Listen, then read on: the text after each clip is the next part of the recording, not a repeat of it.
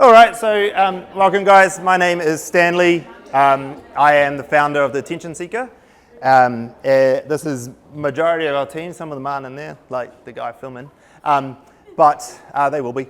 So we're a team of 30. We're based out in Grey Lynn, Ponsonby, and we started the business, my partner, my wife, I should say, down the back there. We moved back to New Zealand in October 2019 after having careers in hospitality and events. So I used to run hotels for a living.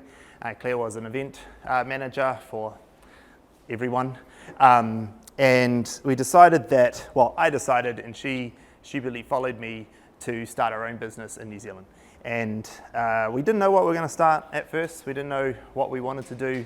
All I knew is that I wanted to stop making other people rich, which I'd done for my whole career, and I wanted to do something for myself. So we moved back to New Zealand, and I started building my brand on LinkedIn. I'd been watching this guy called Gary Vee way too much, and he'd indoctrinated me into saying that if I just put out content, everyone would know me and I could make a business.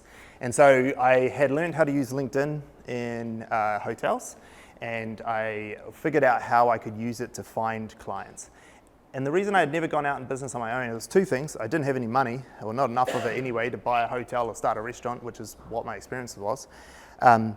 And also, I didn't know how to go from 0 to 1 in the client space, right? I didn't know how to get my first client. I had no clue.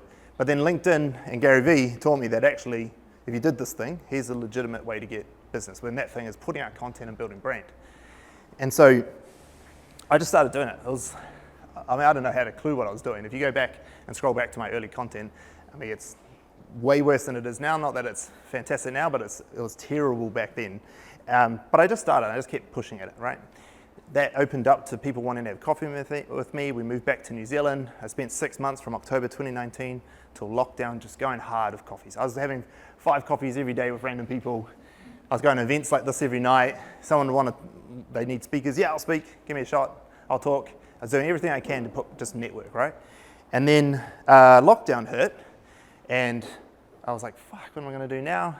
I slipped into like what I kind of know now as a bout of depression for a couple of weeks. But I was lucky because I had my wife, and she kept me going. She's like, here's some food, get back in the room, play some Assassin's Creed, chop some people up, and just get back on your horse, right? And so I did that for about a week or two.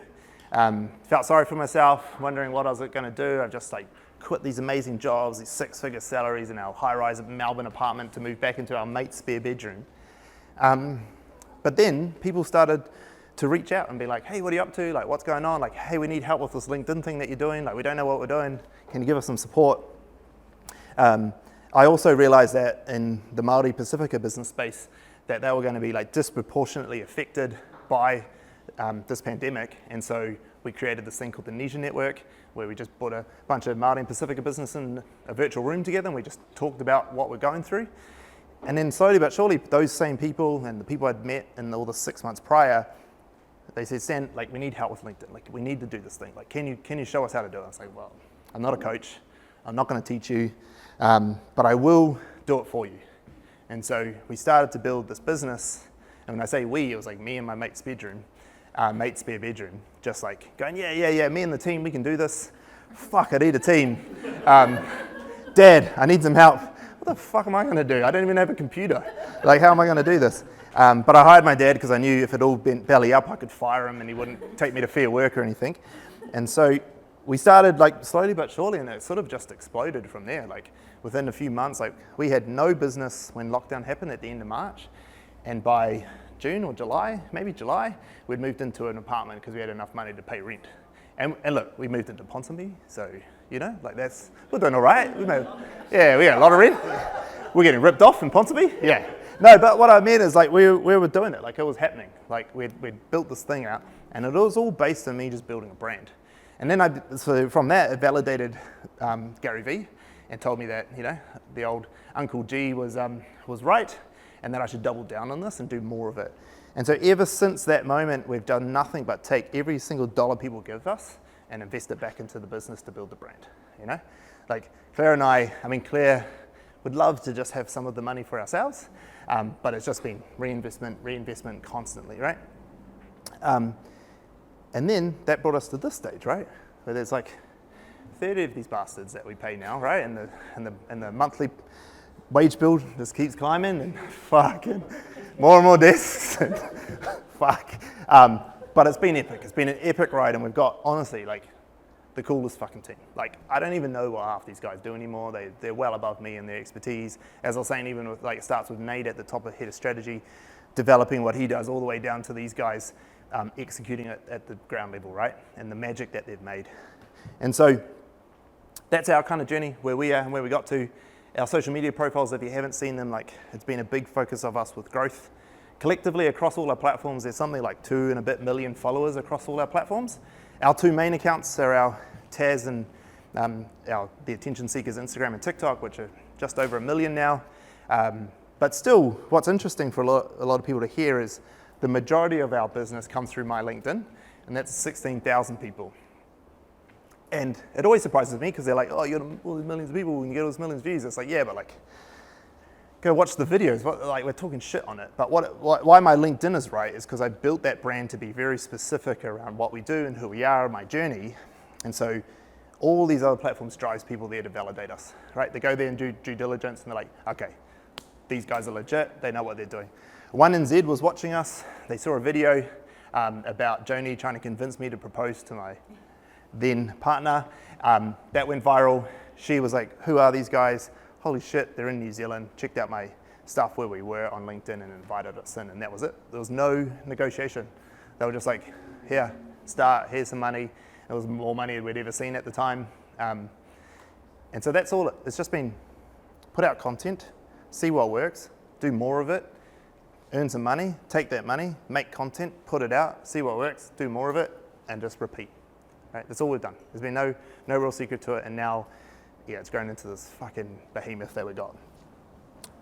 And so now, when I talk about it, I'm like, think about like ways of how do I get business owners like yourself to think about it? Like, what's our current way of thinking of brand and product and content? And so if you take a little bit of the journey, so we took my journey, but now the marketing journey world started off in this single product style of brands, right? You always had, originally there was no marketing, right? And then we had the Mad Men era, and we had all the stuff of marketing was invented. And then it was first invented with single products. And so, you know, we have single products. We have Coca-Cola, this is a brand, right? So they build a brand around a single product. It's Coca-Cola, it's this thing that you drink. And in those days, it probably got you high, but like, it's this thing. Colgate and toothpaste and all this stuff, Minty Fresh gives you the fresh breath. It's this product, right? A single thing. And then that sort of evolved into, the way I look at it, is like a house of brands.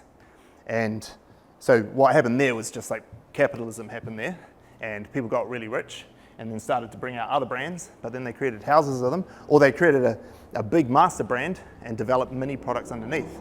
And so for me, like a really good example is McDonald's. So there's McDonald's as the brand, but there's Big Mac, you know, there's soft serve, you know, there's all the things. They got Grimace and Ronald McDonald, all this house of brands where, I mean, you can't call stuff Big Mac, right? You can't, like you'll get cease and desist letters from McDonald's. But also, the Big Mac is a thing now, right? Like we think of it as a product, it's its own thing. And so they're able to have this big overarching McDonald's brand, but some people are just like, man, I really love a Big Mac. Like they just think of it as Big Mac even, you know? And also, I mean, with these guys, there's also Coke underneath them. So then you have this house of brands, right? And that's how the world ran for quite a while. This big top brand. And then you had personal brands start to arrive out, and you'll probably hear a lot of this now, like personal brand, this whole thing. I just blabbed on about it, how we built our business for a while, right? And maybe like the best example in recent times is some guy who brought this business, right? And Elon Musk, and he's built this huge brand that as a personal brand. Love him or hate him, it doesn't matter. He doesn't care if you like him or not. He's been able to build such a big brand that he's made a car company, like this new age Tesla car company, more valuable than all the other companies combined off him. Not because the cars are good, not because of them doing more sales than everyone else, because of him. They all back him. They all think that he's going to take this car company to the next level, and their returns on it is going to be worth what they're paying for his business, right? So personal brands, you hear that a lot now, build your personal brand. It's a real big mantra. We talk about it a lot. It's not wrong at all, but that started to happen. You know, you started to know about founders and owners of businesses, you know, like we all know Mark Zuckerberg, and we know Jeff Bezos, and we know all these other founder-led brands that are huge now.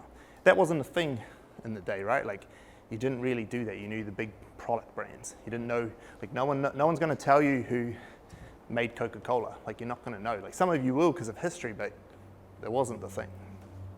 So that's something that's now, and that's still very valuable, but it's the next way. What I think is, as we move through personal brands, like the rate of change is faster, getting faster and faster now, right? So things change at an increasing rate. And so the personal brand little bubble was a lot shorter than house of brands and the single product sort of life cycle. People are already going on to these team brands. And like as I just said, like we're a good example of this as a team brand. If you watch any of our content, it's everyone on it is the brand. But we're not the only brands out there, right? Like there are huge brands now on TikTok where it's office content or the people behind the scenes doing it. You would have all seen it. There's companies like Morning Brew, which is, if you don't know Morning Brew, it's like a free newsletter.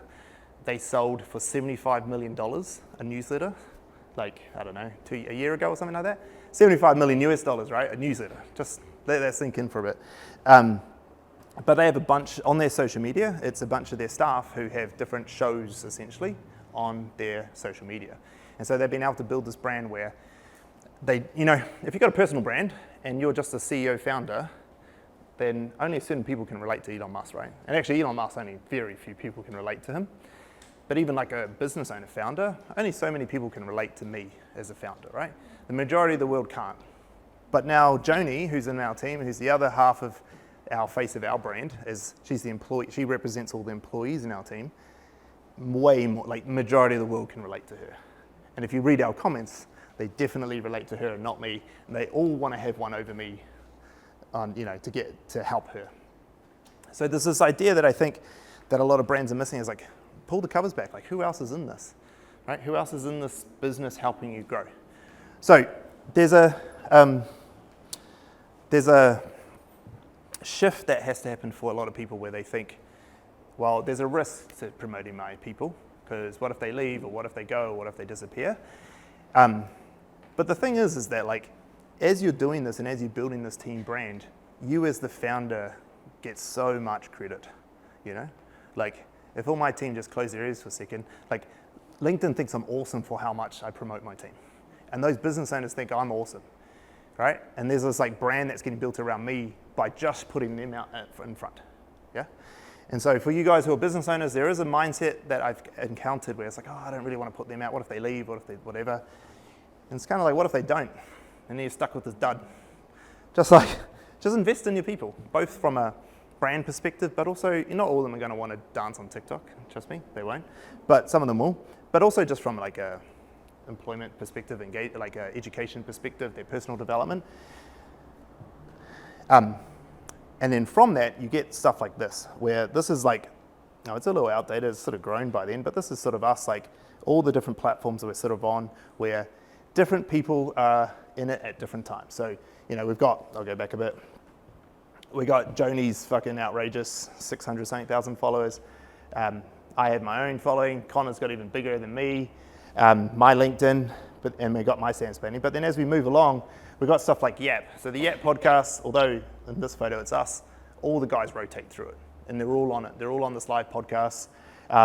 We have things like Twitter and X, which it's an intern project, so the interns are pushing stuff out. And if you watch any of our content, it's all by the interns. So it's allowing the interns to also build a voice in it as well.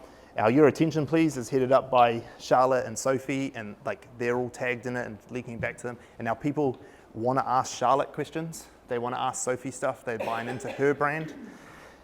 And then obviously our Attention Seeker, TikTok at the end, which is our largest brand, all the guys are in it, right? Everyone's in it. It's the office culture. Yeah, Joni might head it up, but it's everyone's part of it. And what it does is allow you to like just multiply your effect. Right? So you get all these people now part of it building your brand. And if you do the right thing, like what we're trying to do is we're not just like telling the guys, hey, you better make content and put it out. I mean, I do that too, but I'm also trying to create an environment where they want to, first of all, and two, know how to, right? And build their own brand. And I'm also not naive. Like my team are going to leave. They're 100% going to leave. In fact, like I tell this guy all the time, he better fucking leave one day. You know, like he needs to. He needs to go out and learn from other people and do other things. He can't stay working for me all the time, or he won't grow. He won't develop into where he needs to go. I've moved around lots in my career, and it's that moving that taught me stuff. So I know they're gonna leave, but also by telling them that if you do this brand building now for yourself, that's gonna help you with your next job too. Okay? You're gonna go off to have this amazing career, and then everyone who leaves and goes, man, they're all ex-attention seeker staff, shit, I wanna work there now because I wanna go be the next Connor. You know, I wanna be that next person, right? How many people, like, if you, I don't know how many of you go on LinkedIn, but like the people who are like ex-Google, ex-Facebook, you know, it's like, so you got fired? Like, you know what it is? But like we make a big deal about like ex-Google, ex-Facebook, like ex-big companies. Imagine if that was like a, you know, ex-attention seeker, ex-take up space, you know? That's awesome brand power to have, because recruitment brand is just as powerful. It's just as powerful as a driver of business, right? Recruitment brand, if people want to work for you, then 100% they want to do business with you as well. So anyway, there's the different ways that we think of brand, okay? So they're all valid. Doesn't mean you don't do a single product. Doesn't mean you don't do house of brands. They're all valid. It's just another way to think of it. Team brands are super important, and don't sleep on it, okay? So then get into an example that I think does some of this really well. Who doesn't know this brand? Put your hand up if you don't know this brand. Okay, there's a few people. Cool. There's always a few people. So is a clothing brand. It's a streetwear brand here in New Zealand. And it's run by a guy called Joe Webb and his partner. And they're huge now. They're massive. That's why only 4 or 5 people here didn't know who they were. They've really grown into a huge streetwear brand. And their model is really interesting. So this is their Instagram, 95,000 followers. Does pretty damn good, right? That's pretty epic. This is a show that they created called The Morning Shift. This is an old photo, but I think they're at 1 million now. Yeah, it's at 1 million, massive. And that doesn't say more, you know, you can't really tell from the outset it's you know. There's a little tiny thing that says powered by you know media, but how many people really read the fine print? I'll tell you none, because they all ask in my comments asking what do we actually do, even though it's in there. But if you go and watch their content, they're all wearing you know clothing, all of them, right? And so they've eventually just created their own sponsored athletes, yeah? And they've created content, because how many people scroll through Instagram and be like, oh yeah, clothing content. Look, I get like a new hoodie from this. Like it's just like, occasionally you might, but you're not going to go scroll endless looking at this stuff, right? Unless you're out shopping for a new hoodie or something, right? It's just not what you do. But this here is a drive time radio show. That's all it is. It's drive time radio. They created a podcast that they've got some guys, ex-radio guys from IFM and stuff. They've created, you know, everyone knows drive time radio, right? You know what I mean by that? Like little funny segments and stuff. They've just done that. They've created short form video and it's popped off and it's just blown up. Like they're off to New York right now, I think, or this week or next week or something, to go do some shit with T-Pain in New York, a big American rap artist, right? Who's massive. They've just, the opportunities that have come of it are just blown up. And now, what's awesome about this is, if you look at here, that's Chemist Warehouse, who sponsors it. And they've got other people who sponsor it. So they've got other brands who are now paying them to create it. So all of you guys are paying to do your marketing, and these guys are getting paid to do their marketing, right? Chemist Warehouse is like, hey, can we pay you all this money so you can market your brand? Yeah, sure. Fucking give me all the money you can give me, you know? It's just like, it just changes the way you can think of stuff. Like, this is content people want to consume, and because they're getting so many people watch it, great content, that they are selling stupid amounts of clothing because of it. When 660, who, as we said, was a client of ours, when we did their launch for their tour recently, they did a merch drop in conjunction with So designed the merch. They released it on the morning shift, and it was sold out in minutes. Like in minutes, gone. Tickets, they did a ticket drop in this side. So this bit here is the Shifters, which is a Facebook group some of you might be in, which is the Morning Shift's private Facebook group. And this, it says 45,000 members. 45,000 members in a private Facebook group. This started a year ago, right? Like it was 1 year, maybe 13 months ago they started this channel. 45,000 members in it. It's probably high, because this is still when they were only at 770, so it's probably 50 something. They dropped the ticket sales, the pre-sales for 660 in it. Again, seconds, gone. The team were on it. Like we were we were like our team was trying to buy them, and most of them missed out.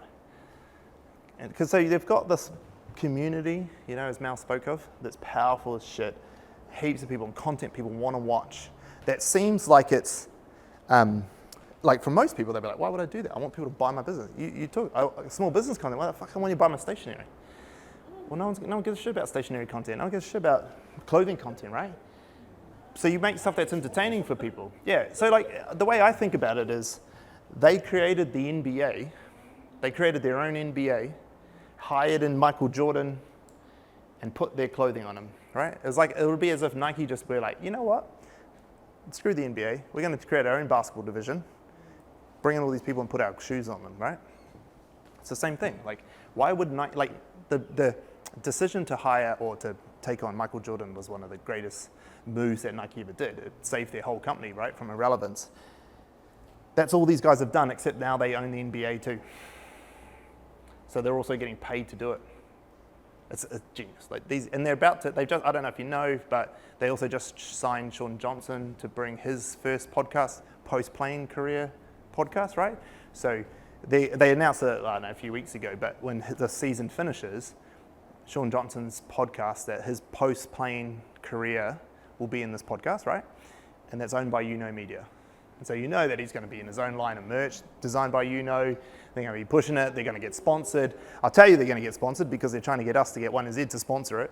And trust me, they don't want a small amount of money for it, which means that they'll have a big company paying for them to produce a famous person's content, which they'll then sell their product through.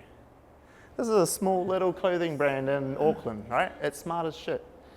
But you know what I mean? Like, it just like start thinking about brand differently. Everyone's like, oh, I've got my one little social media channel and I better hope people read my posts. Why don't just think about something different? Like think, like, what else can you do? How else can you think of content to get people to watch? The currency here is attention, right? Just have the attention and then siphon it into the right way where you want it, once you've got it. But you got to get it first. And I forgot the lady, she's just left, the lady from Manaki, Bianca. So I was just talking to Bianca about reach and attention, and she was asking me like, oh, can you get a word into 660 to help with the charity and stuff like that? And it's like, you know, you could, but probably that won't really work too well on their platform as a piece of content because it's not really relevant to their audience and what they're there for and stuff. And I was like, but you can make content to get your own things, and you can, like philanthropic content is like some of the most viral content in the world. Like Mr. Beast, who's the biggest YouTuber in the world, he does heaps of philanthropic content. He's got a whole channel that's just Beast Philanthropic, and that will get tens of millions of views, right? So there are ways to just think about things differently, build brands differently. You don't just have to do your same old, like, here's my little post on LinkedIn and Instagram, I hope people like it. Like, make content people want to consume and engage with. It doesn't have to be your brand. It can be something completely different. Just find a way to tie it back, all right? Which then kind of leads me into this next brand, which is a client of ours in Australia. So they're called Hairification. And like, to be honest, the brand looks pretty shit, right? Like, honestly, it's a terrible name. It's a terrible logo, everything. I give Jordan shit about it all the time. He thinks it's great and it's terrible. But what these guys did is that they realized that we've got a product that works. So Hairification, here's my little sales pitch. They are a growth serum-based shampoo made for supermarkets that is salon quality, and the reason why it works is because he went to his developer, what do you call it, the lady who made the formula, and said, I know all the studies out there, I know that these salon guys can do it, I want it made to the exact ingredients. It has to work, and if it doesn't work, I don't want it. And so he had to pay more for that, right? Because I don't know if you know, but the active ingredient in a lot of these things that say they work, they put the minimum amount to get the tick. Yep, we got it in it, so therefore it works. And he was like, I don't need that. Like, that's not what it is. I need it to work so then I can build it up really big and then I can exit and I can sell it to Procter & Gamble or whatever and make tens of millions of dollars. He's the guy who took Bondi Sands to the world, right? He was their sales director who took it out globally. So he's smart, he gets it, right? So he's got a product, it works. Shit logo, whatever. What he was good at is he came to us and he said, I don't care what we do, I just want people to see us, right? That's all I want. So we came up with this strategy, old pothead over here. So this seems so dumb. So we took a shampoo brand And we got a girl with amazing hair who just so happened to use the product prior. She was a UGC creator, but she also actually legitimately used hairification. And we got her to not wash her hair every day for 31 days, which as a shampoo brand, you'd be like, wait, the fuck? Like, what are you doing that for? Like you got to use the product. And we're like, no, like the strategy is to not use the product, which is outrageous. And how long can we go? And then we added in the layer of, well, if every day she doesn't do it, her boss is going to reward her with more money as a challenge, because she's like, no, I can go for ages. So she did this thing. It went bananas. It was this dumb, the point of this is for you guys to understand how how dumb the idea can sound, but when you think about it, it works. Is that it went off. It went absolute bananas. Like, I think in the first month, 50 million views across all the videos. They were at 14,000 followers when we started. At the end of 31 days, they had 106,000 followers. And inside the comments, which like this one video, 1,300 comments, people were having discussions around hair care. They were like, oh, you should try this thing. Oh, you should try this thing. Oh, you should try this. So then the conversation started around hair care inside the thing, because she was not washing her hair, and she's asking the crowd, like, how do you think I look after it? What are some home remedies I can do to keep my hair looking good while I'm trying to go through this thing so I can get more money on my boss? Like, help me out. So people come up with dumb stuff like put talcum powder in it and all this crap, and she did this dumb stuff. But then she also used they have a hair mask that that she was allowed to put in her hair. So she was using that and whatever. Anyway, they get through the whole thing. By the end of this first month, we were stoked with the campaign. We're like, holy shit, we just grew to 100,000, 50 million views. She was on the radio and all this stuff. But what had happened, because we had this conversation around hair care, and we had told people what, how hairification helps inside the comments as their replies, they went on to 5x their sales in store, in Priceline. Like, not e-commerce. They don't do it's not e-commerce brand. They sell in store. Like, it's Australian brand, Coles, Woolies, Priceline. Because people were like, shit, I've been following this girl. It's now long enough that I need to buy shampoo, because you don't buy shampoo all the time. I've been having this conversation with this girl about hair care. Her hair looks amazing, and it does. Like, she's got fantastic hair, which was a bonus for us. But she has fantastic hair. So they're like, I want hair like hers. She doesn't even wash her hair, and look how good it looks. Let's buy the shampoo she's not even using to wash her hair. How dumb does that sound? But the thing is that we got the message right. People were having the conversation that we wanted them to have, and then they linked it to, well, this brand wouldn't put out a product if it didn't work. Of course they're not going to do that. They trusted us more than us telling them, go buy our product that's so good. We did the opposite of that and told them, you don't need to wash your hair and your hair looks great. Okay, cool, I'll go buy your product then. Yeah? I guess that breaks the social norms of consumers. 100%. Yeah, 100%. If someone, if you see an ad telling you how good something is, you're already skeptical. It's like when someone's trying to tell you they don't steal, it's like, oh, fuck, empty your pockets. Empty your pockets. I know you got something in there. It's that thing, right? The more you have to tell someone you don't do something, the more likely you're probably full of shit. And so by us going the opposite and saying this thing, but then on your website it says this is what we do, people believed it. And they went out in hordes and bought it. He had to back it up. If the product was shit, they would have got backlash. So for us, we think of it as challenger brands. So we don't want the number one in the market, because the number one in the market is protectionism. They're trying to hold their spot, and they don't need to do things crazy, right? So actually, for those slightly. So two of our clients, 1NZ and Burgerfield, they're not the number ones in their market. 1NZ, as much as they're trying to change their name to make them number one in their market, they're definitely number two, if not three, when you look at Spark. Spark is definitely a major player in their market. Spark's the conservative brand, right? It's the brand that's going to protect its space. One, they can challenge it. They can go after it. And that's what they do. If you're watching their content that we make, it's fucking stupid because it's going after them. It's like we're trying everything to grab our market share, right?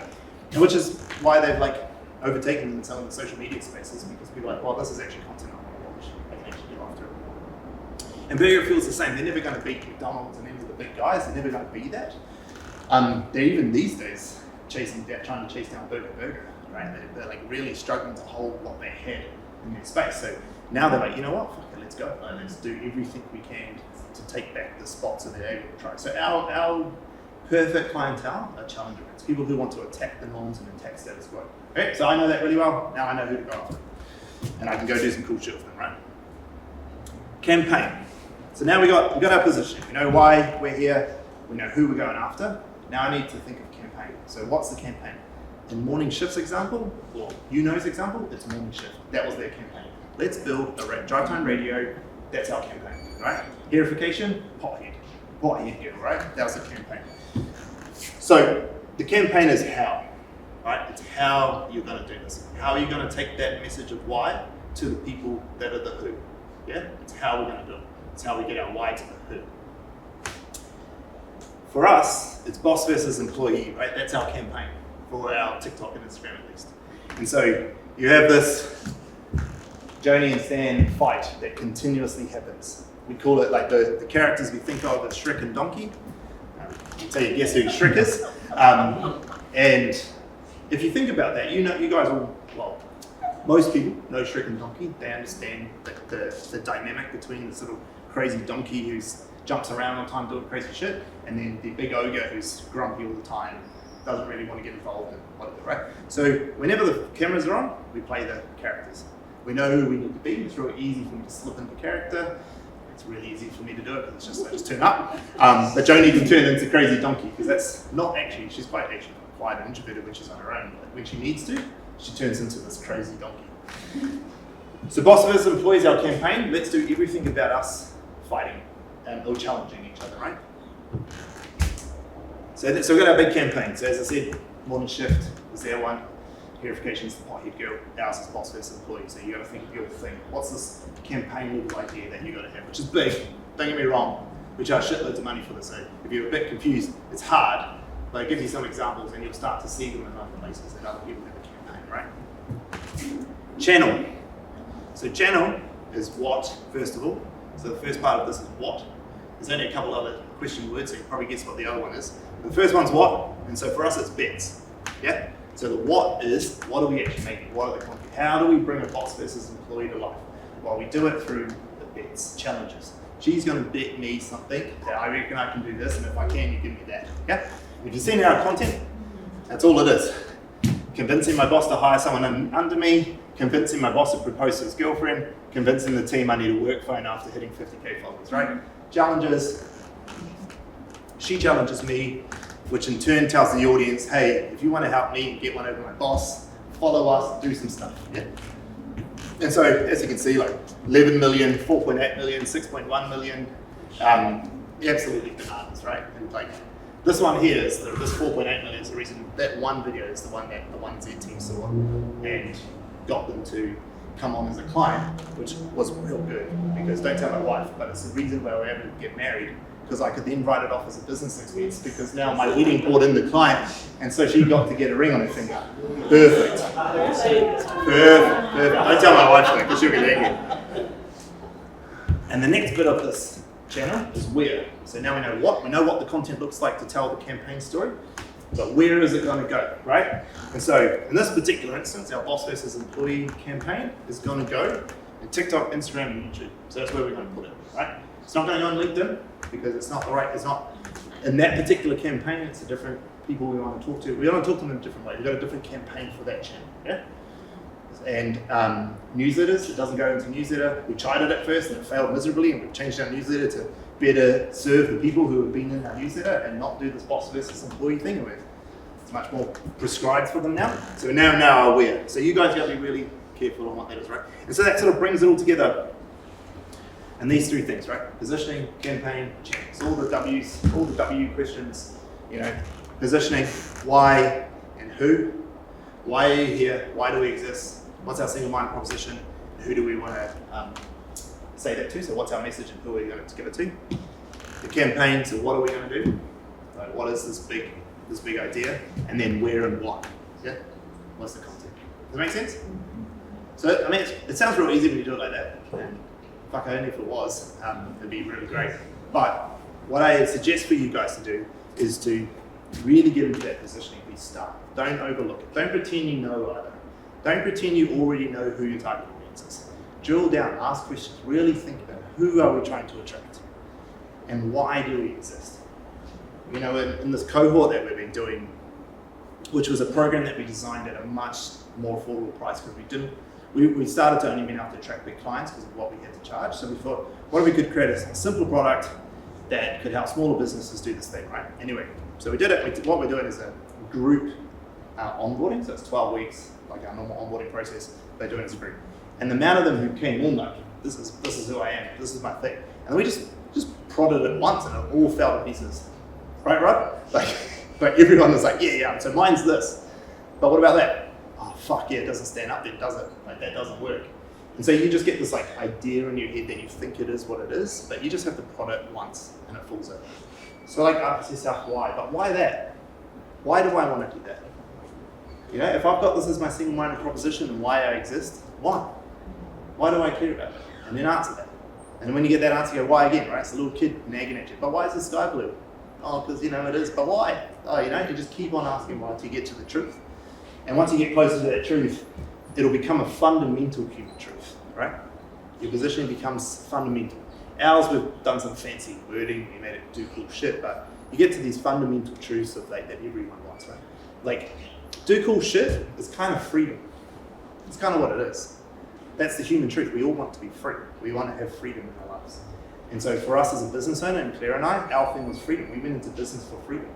I was chained to this job, and every time I did something good, it wasn't good enough. And every time I did something bad, it was the worst thing ever. And I wanted to escape that, right? And so that's why I got into it. So I wanted freedom. So I just put some fancy words to do cool shit. But all that means is a fundamental truth, human truth of freedom. You all want freedom. We all want freedom, right? So when you get to these real whys, you start to understand, actually, this thing that I want, everyone wants. Okay, cool. Now here's a message I can talk about. Because everyone in the world wants freedom, right? Joni wants freedom from me. She wants to have her own voice. She wants to establish her own persona. She wants to get her own iPhone. She wants to, all these things of freedom. She can get to do cool shit. So that, you see how that single-minded proposition pulls through to everything. She's actually just fighting for her own voice and freedom inside of all this stuff. Does that make sense? Yeah. Okay. So on that note, focus on position. Don't overlook it. Don't get too, don't smoke your own supply. Don't just think, oh shit, yeah, we're cool, here it is, and then stop and go. Test it, ask why, and as soon as you think you got it good, give it to all your mates, and trust me, they won't sound like mates after you give it and ask for feedback. They will destroy you, and you want it. Yeah. Your biggest critics, right? Who needs enemies? Yeah. Oh, I love it when you get a client and they're like, oh, I gave it out to some friends for some feedback to see what they thought of your thing. I was like, did any come back positive? No. And I was like, of course they did. It's inherent for when you ask for feedback to give, oh yeah, let me find all the things wrong with it. But you want that. You want it. You take what you need and give, you don't take it all on and cry about it. Like, take what you need and go, yeah, cool, that's valid, that's not. I'm going to ignore you, you're an idiot. He's probably, Dave was at the pub and he told me his thing, so I'll stop that one. But, Christina, she was onto it. Yeah, I'm going to take on what she said and I'm going to use it and I'm going to develop what it is. So you get all that out and then you can start thinking about a campaign, okay? And then my point of the campaign is, don't get narrowed in on, oh, okay, so I'm going to do stationary posts, Don't do it, sorry. Don't do that, right? Can you create the next morning shift? Right? Could you do that? Maybe. There's no reason why you can't. There's a shitload of these channels. Morning shift is one of hundreds. Hundreds out there. There's space for all of us. Who here consumes TikTok, Instagram Reels, or anything like that? Put your hands up. Don't lie to me. Yeah, put your hands up. Okay, and in one sitting, how many videos do you think you watch? 100? All of them. Yeah, all of them. She watches all of them. So my point is that we have this like almost unlimited ability to consume content. There is never enough, and it's ever increasing. Yeah. There's something stupid about YouTube is that every year the amount of video, the length of videos uploaded to YouTube is more than all the years combined. Every year. Yeah, it's a stupid stat. Yeah. Every year it doubles the amount of videos on the platform, right? That is insane. And you think that, I can't do what Morning Shift did because they've already done it. Fuck. 100 more probably popped up as I started this conversation, right? There's 8 billion people around the world, 1.5 billion just on TikTok. How many people are making videos? Just don't go, I can't do something, someone else has do it. Just go, what does it satisfy all of us? Cool. 5 billion, sorry. 5 billion on 1.5. 1.5, yeah. I was like, oh, we're not doing anything. All right. Thank you very much. Cheers. Any questions? In relation to personal brand, Yep. is that the backstory which leads you up to creating that this brand view? Like everything? Or is it just particularly what you're good at to create what you come up with? So I started with personal brand for me because, again, I was indoctrinated by Gary Vee, who said it to me. So I had this spark, right? The reason I did it because it was the cheapest way to do it, and I didn't have a lot of capital to go into my business. We quit our jobs and took our savings, and that needed to last us for 2 years. That was the runway we gave us. So I couldn't just throw money into hiring videographers. I don't know how to do all that stuff, so I just had to do what I could. And so I built a personal brand around LinkedIn, and then that started to snowball. And we got, honestly, I got lucky with COVID. That really accelerated the growth because everyone needed to be on LinkedIn. But it did provide the capital to then go and start to hire people to do the rest. Like when I first hired Connor, as he was the second videographer that we ever hired, 200 bit years ago, whatever it was, I don't know. Like how many clients did we do video for then? One? None. One. Just two. One video client, no, 2 videographers. Claire was like, what the fuck did you hire these people for? You don't even have anyone to film. And I was like, oh, we'll figure it out. We'll make it work. Build it, they will come. Yeah, Yes. exactly. Yes. We need capabilities. And then like a few months later, I come home and I'm like, oh, so I hired a TikToker. She's like, we do LinkedIn. Why the fuck did you hire a TikToker for? I was like, because I know I can do it. Like I know we can make this work. I know brand's the right thing. I know we need to build it. And I know we need to invest. And so yeah, it was the platform that built everything else. But what I stressed to everyone was like, you have to invest in these things before you need them. You know, I was in a fortunate position. That's the other thing is that, you know, we had very good careers. I ran hotels for a living, cleared brand events, but we were quite well off at the time when we went out. So we had a decent bit of savings, and I was fortunate that we had family that we could live with. So I had some privileges that not everyone has, and I get that. So you can't just be as risky as I was. And also, most of my career was in Australia, so like Australia's superannuation is very good if you haven't worked there. And so I've got enough in my super, or we've got enough to retire on. So I had my retirement savings sorted. I had enough money to keep me going. And I knew that I could always get a job back in hotels if it all fell apart. So I just, we've been going for broke ever since. And as I said, Claire would love us to slow down a bit, but it's just not, like, it's not what we're here for. We're here, she knows, like, this is what we're doing. We either take over the world, or we, you know, go back to our mum and dad's in Brisbane. And that's pretty much the 2 options we've got. So yeah, it did build it all, but it was from that, just like constantly reinvesting. Yeah. Chris, any other questions? Yep. 2 things. Yep. It's just blown my mind. Good. And do you have a course? Course? Not a course. We have this thing called the cohort that we just started. We're in the pilot of it. I don't love a course. Like I feel like a digital product in the course. I'm not to knock anyone who has it, but the completion rate of courses is terrible. Like people buy courses and it's like, I think the industry average is something like 9% or something. Like it's terrible.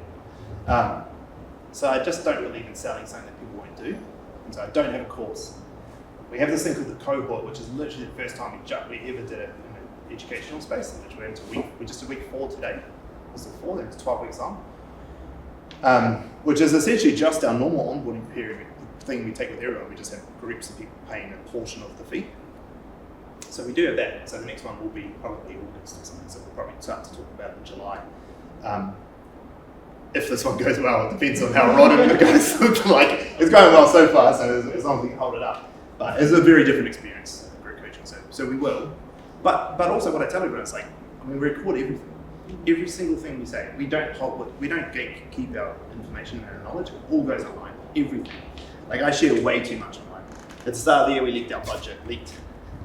Like our financials are online. Like everything is, anyone who's followed my journey for any stretch of imagination knows every single thing about my company. They know how much I pay myself, they know how much my staff get paid, how much money we earn, they know everything we talk about, they know all our stuff. So if you want to, just follow the content, right? And I'd say the best one to do is follow the newsletter. Because the newsletter is literally just case studies and articles and teaching you like trends and things and just like, here's content. Yeah, one day hopefully I can sell it for 75 million, you know? Yeah. That's the goal. But at the moment it's really good. Like it's just that we just give it all out. We give it for free. The cohort is more, it's like a mix of education and execution. Like we're doing a little bit of it for them, but not everything. Like they've got homework they have to do each week to help us do our bit. Yeah, so that's the first question. And do you have a second one? No? Just two things. Cool, go back. Anyone else? So you've been in business 5 years and this group. Yeah, we'll be at 5 years in October. It's been crazy. Like I said, like it is great. We're really fortunate where we are. It's just from reinvesting that. Like you just put it all straight back. And taking risks, right? Take massive risks. That's a huge one, especially, if we're here in New Zealand. For those of you who do follow me, see my post, which is hardly anybody. I did talk about, the tall poppy syndrome here. But we get caught up in it ourselves, like we make bitch about it, but we're also the reason for it because we're not doing this, and in my mind I'm doing this, and then I meet this guy's like, I am so not. I'm in and my comfort zone is quite a different comfort zone to other people's. Others will say, oh, you're, taking risks, but for me it's not, So that's what I love about, what you guys do, what all your team do is risky. Yeah. And it pays off though, right? Yeah. You had one and we'll go to green check. Yeah. Congratulations. I think your story is super inspiring and I think you're able to scale within that amount of time is incredible. If you can prioritize, because you mentioned mentorship, the networking, kind of building up the personal brand on LinkedIn, if you can kind of prioritize it from like most effective, probably the top 3 or 5 things that kind of not as effective, like how would you kind of rank those kind of things that you can mention in your story? At a general level, for most people, personal brand. Because it's easiest to do, you've got full control. Is it the most viral and whatever? Maybe not, but it's definitely easiest to do. And at the end of the day, if you sell the business or you do something different, the business falls over, personal brand sits with you. Let's say you start a stationery company, and let's say in 2 years it falls over, well, this happens in business, all that brand's gone, right? But if it's your personal brand, it stays with you, right? It keeps on coming with you. So if you're smaller, that's probably the most general thing. If you are a product-based business, I would definitely then think about if you've got the capacity and know-how, Reels and TikTok and YouTube Shorts, because of their ability to go viral really fast. But when I say personal brand, what I'm saying is like still those content things as well. But LinkedIn is potentially a good one. People underestimate LinkedIn, but still most of our business comes from it. Even in product-based businesses and stuff, it's still a really good place. But then I would go into some sort of I would go into the next thing. The second thing would be the morning shift, or is the campaign.